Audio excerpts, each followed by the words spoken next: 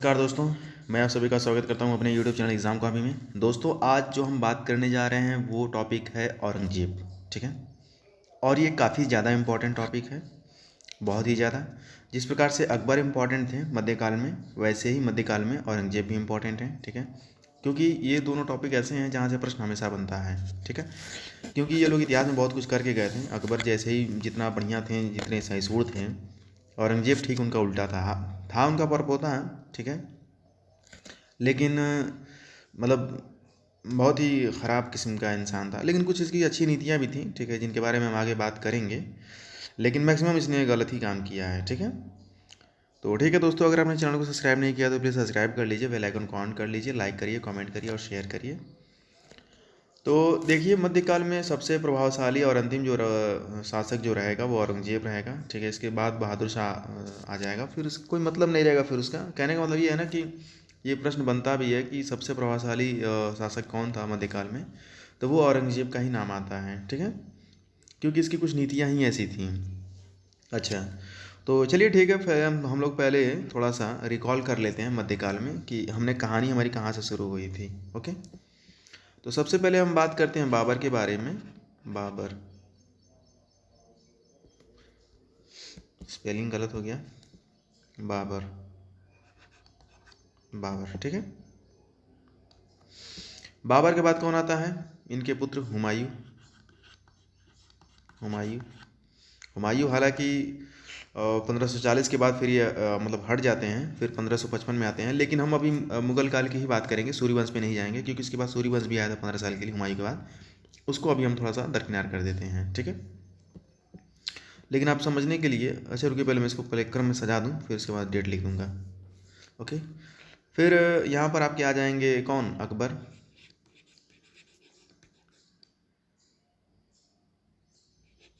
अकबर, ठीक है, फिर कौन आ जाएगा? फिर जहांगीर आ जाएगा।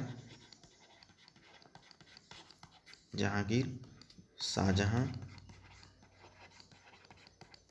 शाहजहां, और अंतिम कौन था? औरंगजेब। औरंगजेब, ठीक है। तो ये मुगल काल के सबसे प्रभावशाली ये लोग राजा हैं, शासक हैं। ठीक है, बाबर हमारे कब आते हैं भारत में? तो ये साहब आते हैं 1526 से 30 तक बस रहेंगे। उसके बाद इनकी मृत्यु हो जाती है। और 4 साल में कई ठो युद्ध लड़ लिए थे ये। ठीक है, 1526 में पानीपत का हो गया था। फिर 27 में कौन सा युद्ध हुआ था? 1527 में राणा सांगा के साथ छिंदवाड़ का युद्ध हुआ था ना। हम्म, नहीं नहीं, चंदावर का युद्ध तो आपका हुआ था मोहम्मद गौरी और जयचंद के बीच में हुआ था ना। और 1527 में ये खानवा का युद्ध हुआ था। ठीक है, खानवा का युद्ध हुआ था। और 1526 में पानीपत का युद्ध हुआ था, जिसमें बाबर और कौन सामने था? इब्राहिम लोदी। ठीक है, और 1527 में खानवा का युद्ध हुआ, जिसमें राणा सांगा और ये क्या नाम था इसका, बाबर, ये दोनों आमने सामने थे। ठीक है, तो इस चीज़ को आपको विशेष रूप से ध्यान रखना है, क्योंकि युद्ध जो है ना ये पूछे जाते हैं, डेट भी पूछा जाता है इनका। ठीक है, फिर उसके बाद इनका मृत्यु हो जाता है 1530 में। फिर उनके बाद इनका बेटा जो है हुमायूं, वो आता है, हुमायूं आता है। ठीक है, अच्छा, हुमायूं ने भी काफ़ी लड़ाइयाँ लड़ी, जैसे कि बेलग्राम, चौसा। ठीक है, चौसा का युद्ध। तो इस प्रकार से इसने भी बहुत कुछ कारनामा वारनामा किया अपना। फिर उसके बाद ये इसको भारत छोड़ने पर मजबूर हो जाता है ये। और इस यहीं पर फिर समझ लीजिए कि ये 1530 से 1540, ठीक है, 1540 तक ये गायब रहता है। और इसी के बीच में 1540 से 1555, यानी कि 15 साल के लिए कौन आ जाता है? सूरी, सूरी, सूरी वंश आ जाता है। ठीक है, जिसका स्थापना शेरशाह सूरी ने किया था। अच्छा, फिर क्या हुआ? उसके बाद फिर सूरी अपना मतलब लास्ट में सिकंदर सूरी को हुमायूं के हरा देगा 1555 में। ठीक है, सरहिंद के युद्ध में। फिर उसके बाद कौन आ जाएगा? उसके बाद आ जाएगा अकबर। ठीक है, अकबर आपके आ जाएंगे 1556 में। 1556 में आती है पानीपत का दूसरा युद्ध, ये लड़ लेंगे। पानीपत का दूसरा युद्ध ये लड़ेंगे। ठीक है, और फिर उसके बाद कौन आ जाएगा? फिर उसके बाद इनका लिख लीजिए टाइमलाइन, 1556 से 1655। 5, ठीक है। फिर ये 1605 से 1627, ठीक है। जहांगीर जो कि अधिकतर मतलब एकदम मगन रहता था, सोया रहता था, इसको कोई मतलब ही नहीं था, नूरजहाँ सब मालकिन थी पूरा। फिर शाहजहाँ आते हैं 1627 से कहाँ तक, 1658 तक, ठीक है। और फिर शाहजहाँ के बाद कौन आ जाता है, 1658 से 1707, ठीक है। 1707 औरंगजेब आ जाता है, ठीक है। तो ये मैंने टाइमलाइन आप लोग को याद दिला दिया, फिर से रिकॉल करा दिया है, ठीक है। उम्मीद करता हूँ कि इन सब चीज़ों को आप लोग ध्यान में रखेंगे, ठीक है। अभी हम बात करें औरंगजेब के बारे में, और औरंगजेब के पहले कौन था, शाहजहाँ था। और जैसा कि मैंने पिछले क्लास में बताया था कि शाहजहाँ के 4 बेटे थे, ठीक है। तो जिसमें से एक दारा शिकोह था, एक औरंगजेब था। तो दारा शिकोह को औरंगजेब मरवा देता है, ठीक है, उसको मार देगा, उसका कत्ल कर देगा। अच्छा, उसके बाद जब वो मर जाएगा तो मैं आपको यहाँ पे बताने का प्रयास कर रहा हूँ कि शाहजहाँ की मृत्यु जब देखिए, जब यहाँ पे जब लोग मर रहे हैं ना, उसके बाद ही इनका बेटा जो है अपने काल में आ रहा है। लेकिन यहाँ पर क्या होगा कि 1664 में इसकी मृत्यु होती है शाहजहाँ की। लेकिन आप यहाँ पर देख रहे हैं कि ये 1658 में ही कैसे मतलब ये शासक बन गया है। भाई 8 साल पहले कैसे बन जा रहा है, ये 6 साल पहले, ठीक है, ये सोचने वाली बात है। तो यहाँ पर बात ये है ना कि ये औरंगजेब जो है अपने फादर को बंदी बना दिया था, ठीक है। और बंदी बना करके खुद मतलब ये शासक बन गया था, ठीक है। फिर आगे देखिए क्या होगा।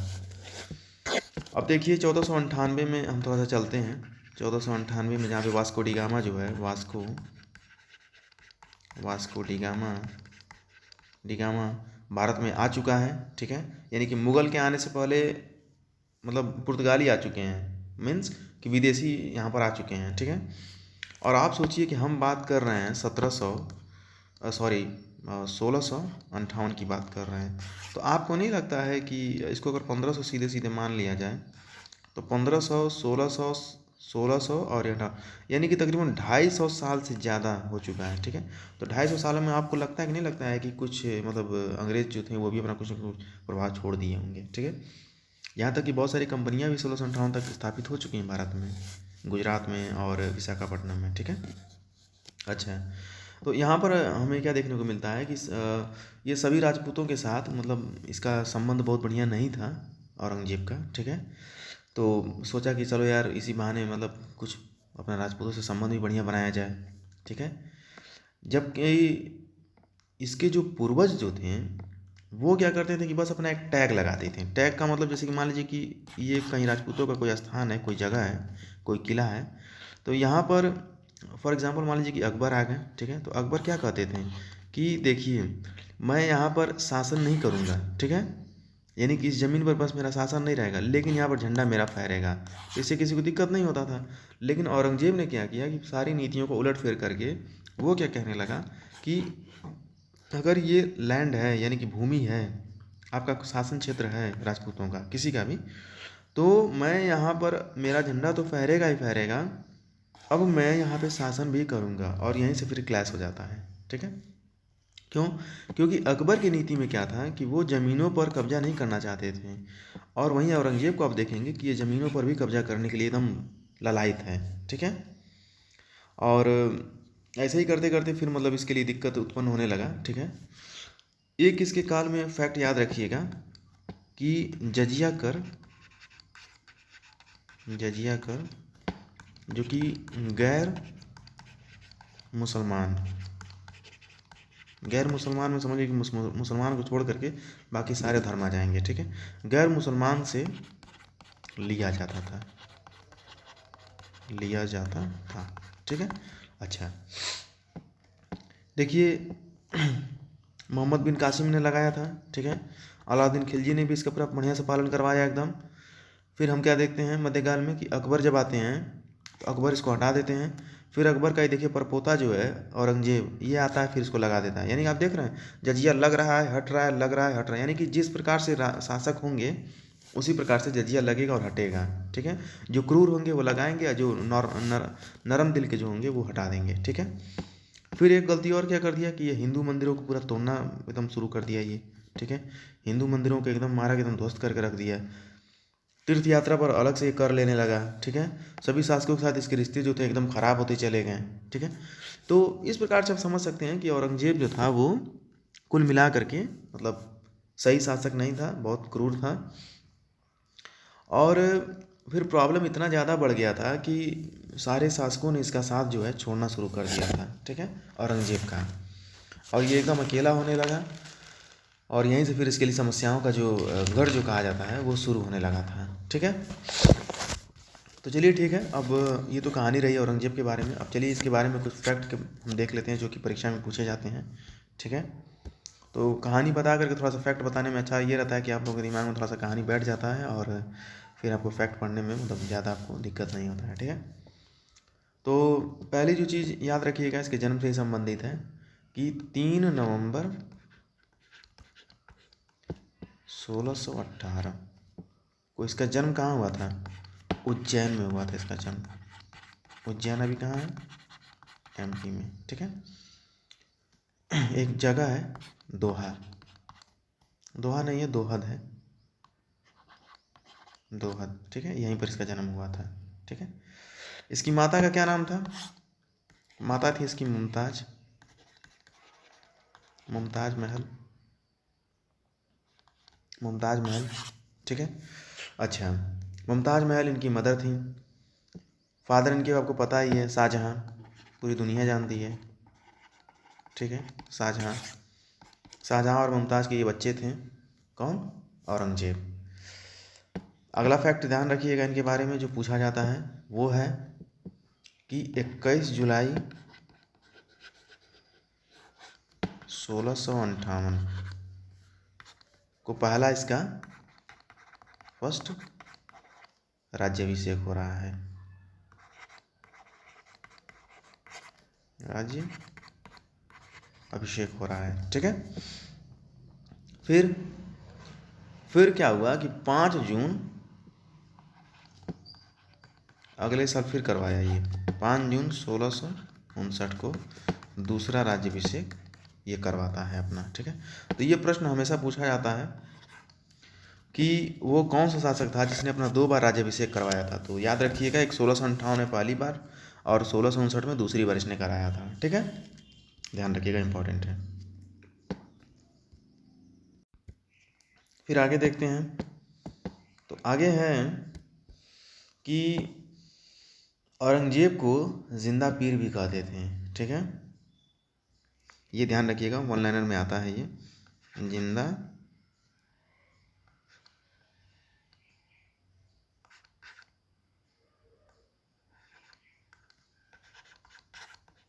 जिंदा पीर, ठीक है, औरंगजेब को कहा जाता था, ध्यान रखिएगा, ठीक है। देखिए फिर क्या हुआ कि जय सिंह और शिवाजी के मध्य में 11 जून 1665 को पुरंदर की संधि हुई थी। मोस्ट मोस्ट मोस्ट इम्पॉर्टेंट है ये, इस पर आप स्टार लगा लीजिए, ठीक है। तो जय सिंह और किसके बीच? शिवाजी, शिवाजी के मध्य क्या हो रहा है? 1665 में, 1665 में पुरंदर की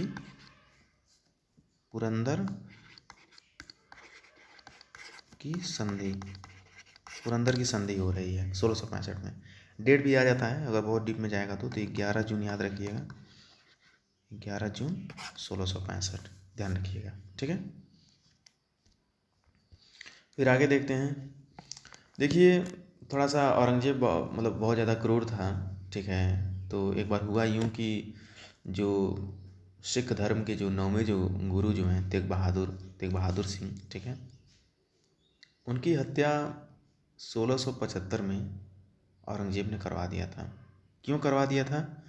क्योंकि ये तेग बहादुर से कहता था कि ऐसा है कि आप सिख समुदाय के सबसे बड़े गुरु हैं, तो आप क्यों नहीं इस्लाम धर्म मान ले रहे हैं? इस्लाम धर्म अगर आप मान लेंगे तो आपके जितने भी अनुयायी हैं, जितने भी सिख हैं, वो सब के सब क्या करेंगे? सिख धर्म को मान लेंगे। लेकिन गुरु तेग बहादुर सिंह जो थे उन्होंने कहा कि नहीं, मैं अपना सर कटा दूंगा लेकिन इस्लाम धर्म को नहीं मानूंगा, चाहे कुछ भी हो जाए।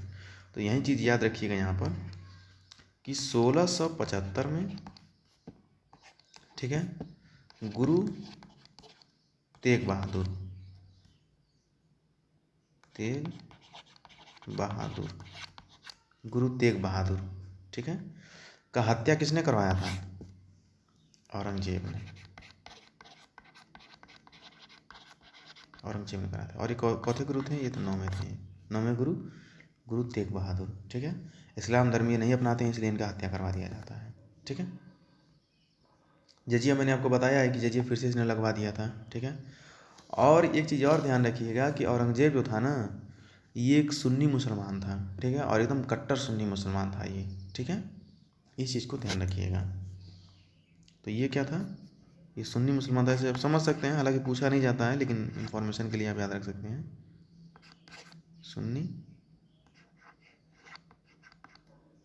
मुसलमान, सुन्नी मुसलमान था ये, ठीक है, ध्यान रखिएगा। फिर क्या हुआ कि 1679 में, 1600 यानी कि 1679 में क्या होता है कि बीबी का मकबरा का निर्माण करवाता है, ठीक है। बीबी का मकबरा, बीबी का मकबरा, ठीक है, का इसने निर्माण करवाया। अच्छा, कहाँ पर? तो ये औरंगाबाद में हुआ था, औरंगाबाद में, औरंगाबाद में बीबी का मकबरा का इसने निर्माण करवाया था, ठीक है। इस चीज़ को ध्यान रखिएगा।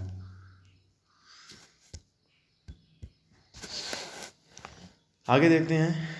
आगे है कि औरंगजेब जो था ना, औरंगजेब, ये कभी कभी पूछा जाता है कि इसको बीड़ा बजाने का बहुत शौक था। बीड़ा एक वाद्य यंत्र होता है, ये वाद्य यंत्र, वाद्य यंत्र होता है ये, ठीक है। तो ये इसको मतलब ये औरंगजेब बहुत बजाता था, बहुत मतलब इसे खुश रहता था ये, ठीक है, और उसका मतलब इसी में दिल लगा रहता था हमेशा। और क्या होता है कि 16 कह रहे हैं, 20 फरवरी, डेट याद रखिएगा, 1707 को इसकी मृत्यु हो जाती है, मृत्यु, इसका मृत्यु हो गया, ठीक है। कहाँ हुआ था? तो अहमदनगर में हुआ था, अहमदनगर, अहमदनगर में इसकी मृत्यु हो जाती है 1607 में, ठीक है। फिर इसके बाद इसका बेटा जो है वो आएगा, ठीक है, लेकिन उसमें बहुत ज़्यादा प्रभाव नहीं छोड़ पाएगा वो। और आपको पता ही है कि अब 1700 में आ चुके हैं और अंग्रेज़ों का कितना ज़्यादा प्रभाव पड़ने लगा है अब, ठीक है। तो इस प्रकार से अब हम समझ लीजिए कि अब मध्यकाल में, एकदम मध्यकाल कह रहे हैं, हाँ मध्यकाल का मतलब अंत हो चुका है, और अब हम आधुनिक काल में अब आने वाले हैं, ठीक है। और लेकिन उसके पहले मैं सोच रहा हूँ कि आप लोगों को थोड़ा सा मराठों के बारे में पढ़ा दिया जाए। तो कल की जो हमारी क्लास होने वाली है वो होगी मराठाओं से संबंधित, ठीक है। मराठा के बारे में हम बात करेंगे कि मराठा के संस्थापक कौन थे, और ये फिर पुरंदर की संधि का फिर से हम जिक्र करेंगे वहाँ पर, ठीक है, क्योंकि मराठा अगर पढ़ेंगे पुरंदर की संधि का जिक्र नहीं करेंगे तो फिर मज़ा नहीं आएगा, ठीक है। फिर अष्टप्रधान कौन कौन थे, 8 मंत्रिपरिषद था उसमें, इसका भी हम थोड़ा सा जिक्र कर लेंगे। तो जब हमारा ख़त्म हो जाएगा तो फिर हम आधुनिक भारत में आ जाएंगे, और आधुनिक भारत में सबसे पहले जो हमारी जो क्लास जो चलेगी वो चलेगी, मैं आपको बता दे रहा हूँ, यूरोपीय कंपनियों का आगमन, ठीक है। तो थोड़ा सा हम मतलब इतिहास में और पीछे जाएंगे, ठीक है, क्योंकि आपको पता है ना कि मध्यकाल कह रहे हैं, आधुनिक भारत में सबसे ज़्यादा जो इम्पोर्टेंट रहा है वो मतलब यूरोपीय कंपनियां ही रही हैं। फिर ब्रिटिश गवर्नमेंट आती है, फिर वहाँ से तो सारा कहानी आपको पता ही है, ठीक है। तो थोड़ा सा हम इतिहास में पीछे जाएंगे, 100 150 200 साल पहले, और 1498 से हम अपनी कहानी को शुरू करेंगे, और फिर ऐसे आगे बढ़ते बढ़ते फिर हम अपना आधुनिक काल जो है उसको ख़त्म कर देंगे, ठीक है। और आधुनिक काल में आपको पहले बता दे रहा हूँ कि आधुनिक काल जो है वो मतलब मैंने आपको पहले बताया भी था, आज फिर बता दे रहा हूँ कि सपोज़ करिए कि आप कोई परीक्षा दे रहे हैं, उसमें 10 प्रश्न हिस्ट्री के आ रहे हैं, ठीक है। तो इन प्रश्नों को आप ऐसे बांट सकते हैं इस अनुपात में, ठीक है। ये जो प्रश्न है, प्रश्नों की संख्या, ये प्रश्न आपकी है प्राचीन प्राचीन काल से, ये जो है ये मध्यकाल से, और ये जो है ये आधुनिक काल से है,